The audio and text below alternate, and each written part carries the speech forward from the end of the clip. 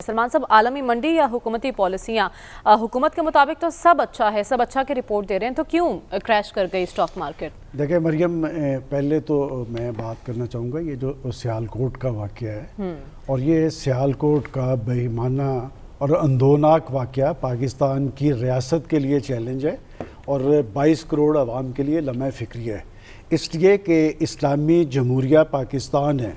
और मैं सोच रहा हूँ कि हजूर अकरम सल्लल्लाहु अलैहि वसल्लम की तालीमात क्या ये, और मेरा ख्याल इस पे बहुत कुछ सोचना चाहिए। और ये वाक़या आज हुआ है, आज से 4 रोज़ पहले एक वाक़या चारसदा में हुआ है। वफाकुल अकल एक आदमी था, वो तो वहाँ पर पुलिस वालों ने उसे बचा लिया। इससे पहले खुशाब के अंदर एक बैंक मैनेजर के साथ वाक़या था। ये सब कुछ क्या हो रहा है और कौन लोग कर रहे हैं, क्यों कर रहे हैं, और रियासत इस सारे मामलात में कहाँ खड़ी है। मेरा ख्याल ये उनके लिए चैलेंज है और इस पे कोई ना कोई लाइन ड्रा करनी पड़ेगी, इसलिए कि हम एक तरफ न्यूक्लियर पावर है और दूसरी तरफ हमारी हालत ये है। जहाँ तक आपने हुकूमत के इत्मीनान की बात की है, देखें बात यह कि ये उनका सरकारी सच है शौकत तरीन साहब का कि एक रोज़ पहले 24 घंटे पहले आपकी स्टॉक एक्सचेंज क्रैश होती है। और मेरा ख्याल ग़ुलामी का इससे बदतरीन मुआहदा जो IMF के साथ किया है, इससे पहले इसकी कोई नज़ीर नहीं मिलती। और शौकत तरीन साहब की इसी मुआहदे के हवाले से रिजर्वेशन थी। आप रिकॉर्ड की बात उठा के देख लें कि उन्होंने जब हफीज़ शेख साहब ने मुआहदा किया था तो उन्होंने कहा था कि मईशत का भट्टा बैठा दिया है और जो शराइत थी GST के हवाले से उस वक्त 360 अरब का छोड़ा था, वो भी अब लग रहा है। तो एक महंगाई का बड़ा तूफान आ रहा है और मैं समझता हूँ कि पूरे मुल्क के अंदर कराची से लेकर खैबर तक एक तशवीश मौजूद है। अवामुन्नास को जहाँ तक कहा जा रहा है कि अवामुन्नास को नहीं पता, ये भुगतना तो उन बेचारों को है। वो तो कह रहे हैं कि इस मुआहदे के असरात अवामुन्नास पे नहीं होंगे। जब आप बिजली की कीमतों में 5.25 रुपए का इजाफा करेंगे पर यूनिट का, तो उसके असरात आम आदमी पे नहीं होंगे। ये बिजली का बिल जब आता है तो उनको झटका लगता है। और जहाँ तक कि वो स्टेट बैंक की बात की गई है, वो ठीक कहा है कि जी आप ज़रा पढ़ें उस मुआहदे को कि वो स्टेट बैंक के लिए होने वाली कानून साजी में वो पार्लियामेंट को जवाब दे नहीं है, अब वो IMF को जवाब दे है। और पाकिस्तान की पहली हुकूमत है जिसने फैसला सब कुछ छोड़ दिया है IMF पे, उस IMF पे जिस पे जनाबे प्राइम मिनिस्टर साहब का ये कहना था। कह चुके हैं जी, गवर्नर पंजाब ने कहा कि 6 अरब 3 साल के अंदर मिलने हैं और हमने सब कुछ लिख के उन्हें दे दिया। देखिए बात ये कि हमें खुल के बात करनी चाहिए। ये पाकिस्तान की सर्वाइवल का मसला है। हम मुआशी तौर पर इन्होंने हमें गुलाम बना दिया है कि हम तो आज़ादी की बात करते थे। एक लंबी स्ट्रगल के नतीजे में ये पाकिस्तान बना था, लाखों लोगों ने इसके लिए जानें कुर्बान की थी। आपने सब कुछ, और किसके दौर में जो साहब कहते थे कि मैं IMF से रजू करने पर खुदकुशी को तरजीह दूंगा, आपने हाथ खड़े कर दिए हैं। और ये कौन साहब कर रहे हैं? और फिर स्टेट बैंक ऑफ पाकिस्तान का जो सरबराह है वो कौन है? वो IMF का मुलाजम है। तो बात यह कि जब आप IMF पे सब कुछ छोड़ेंगे फिर लोग IMF के रहमो करम पे होंगे और पाकिस्तान की शराफिया को कोई फ़र्क नहीं पड़ेगा, इसलिए कि उनकी अयाशियत तो जारी है। बड़े बड़े बंगलाज, बड़ी बड़ी जागीरें, बड़ी बड़ी कारें, उन पे क्या असर होगा? यहाँ पर लोगों को रोटी दाल के लाले पड़े हुए हैं। और ये जो अब मिनी बजट आ रहा है वो कितना है जी? 6100 अरब का करने का हदफ जो टैक्सेशन में, क्या वो पूरा कर लेंगे?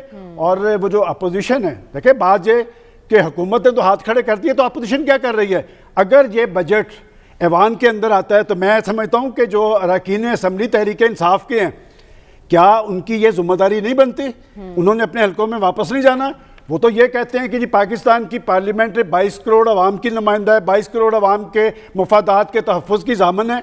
क्या पार्लियामेंट के अंदर इस तरह का बजट मंजूर होगा जिसके नतीजे में पाकिस्तान के अवाम का मुआशी कत्ल होगा? मैं समझता हूँ कि पाकिस्तान की पॉलिटिकल लीडरशिप के लिए भी और ये अरकान पार्लियामेंट के लिए भी लम्हा फ़िक्री है कि आखिर ये IMF की छुरी कब तक गरीब अवाम के गले पे चलती रहेगी।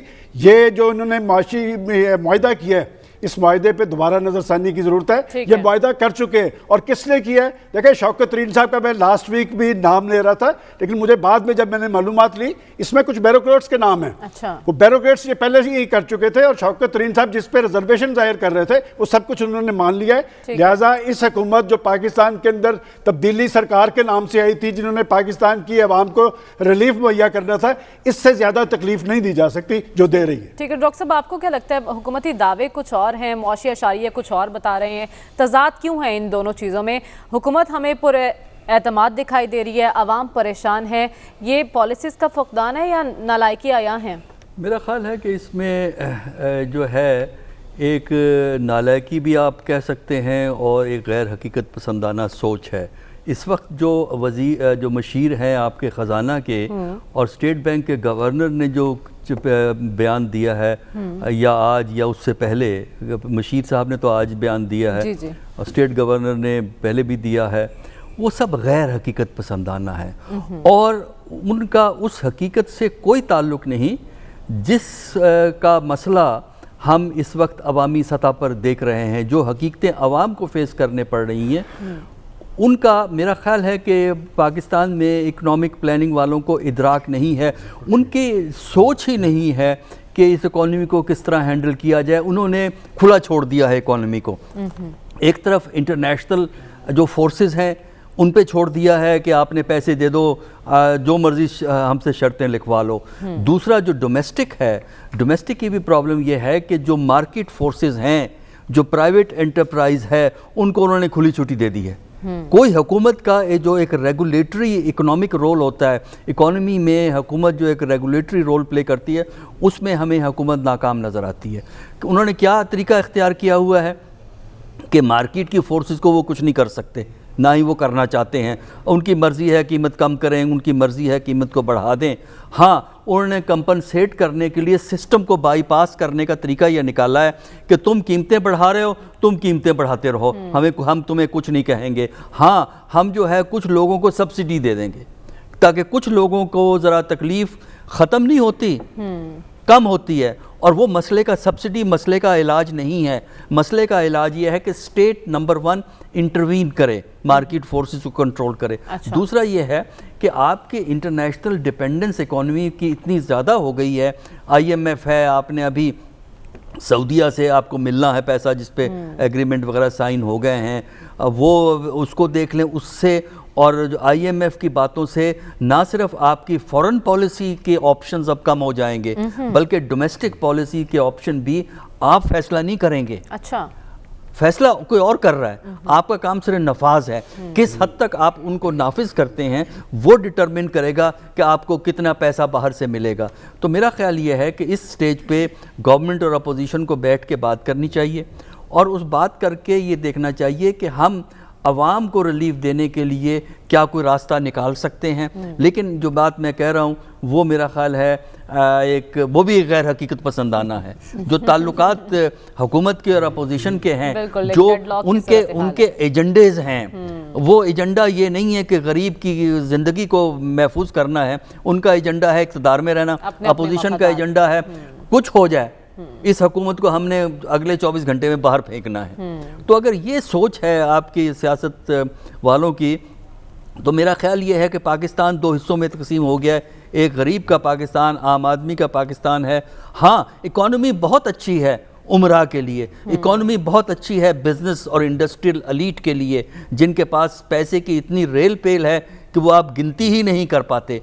तो मेरा ख्याल ये है कि अगर पाकिस्तान उन्हीं लोगों के लिए बना है जो इक़्तिदार में हैं, जो पैसे वाले हैं, तो गरीब बेचारा कहाँ जाएगा? गरीब से आप कहते हैं मुल्क से मोहब्बत करो, दूसरे का जो उमरा हैं वो पैसे बाहर रखते हैं, उनके बच्चे बाहर रहते हैं, एक ऑल्टरनेट घर उन्होंने बाहर बनाया हुआ है। तो मेरा ख्याल है ये इस मुल्क की ट्रेजेडी है और जब तक इस मुल्क का एलीट इस मुल्क से सिंसियर नहीं होगा, आम आदमी के पास तो चॉइस ही नहीं, वो सिंसियरिटी दिखाता है।